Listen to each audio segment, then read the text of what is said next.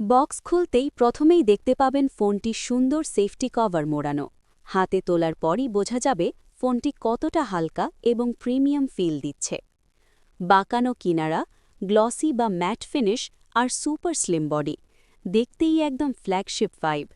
সামনে আছে punch hole display আর আলট্রা থিন বেজেল, একেবারে মডার্ন লুক। ডিজাইন এবং ডিসপ্লে সেকশনে ওপ্পো দিয়েছে 120 Hz high refresh rate. Scrolling, social media, gaming সবই হবে স্মুথ। বাইরে থেকে যতটা স্টাইলিশ, ভিতরেও ততটা স্মার্ট।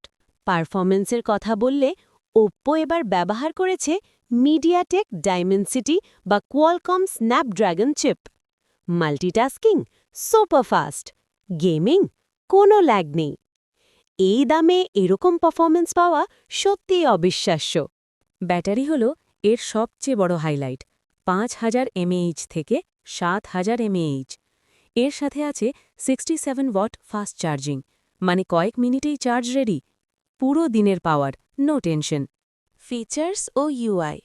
ফোনে আছে কালার ওএসের smooth UI, in display fingerprint, face unlock, AI tools, 256 GB পর্যন্ত স্টোরেজ এবং শক্তিশালী র্যাম কনফিগারেশন।